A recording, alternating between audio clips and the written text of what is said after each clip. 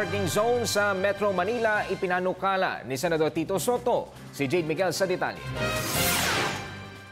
No parking zone sa buong Metro Manila ang naging suwestyon ni Senador Tito Soto para masolusyonan ang matinding traffic sa Kalakhang, Maynila.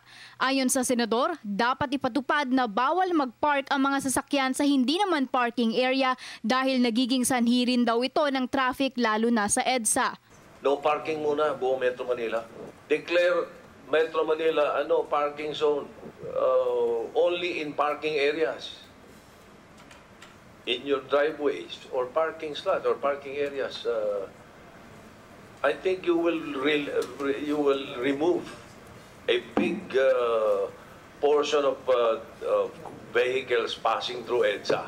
Tutol naman ng senador sa panukala na odd-even scheme kung saan ang mga license plate po sa odd numbers na 1, 3, 5 at 7 ay pagbabawalang dumaan sa EDSA tuwing Lunes, Miyerkules at Biyernes, habang ang mga sasakyan na may plakang nagtatapos sa even numbers na 2, 4, 6, 8 at 0 ay pagbabawalan sa Martes, Huwebes at Sabado.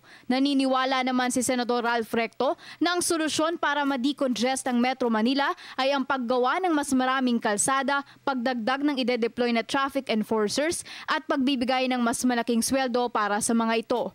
The real challenge today is really starting from the fact a bus driver mas malaki po ang kinikita sa minimum wage. If you want it fixed wage, therefore there should be a law setting a higher minimum wage for drivers, bus drivers. Ayon naman kay Secretary Jose Rene Almendras, kailangan din ayusin ang dispatch system sa mga bus. We can have a dispatch system in place. Even if the salaries are not yet there. And it's a good time to mention, Your Honor, that it is a myth to say that there are too many buses on EDSA. We now have concrete data and evidence that during peak hours, we do not have enough buses running on EDSA.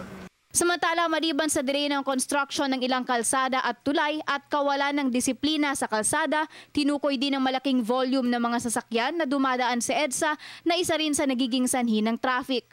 Ayon kay Almendras, umaabot sa 225 hanggang 260,000 na sasakyan ang dumadaan sa EDSA kada araw, mas marami sa 144,000 na capacity ng EDSA. People have said that the traffic on EDSA has improved without any major engineering changes.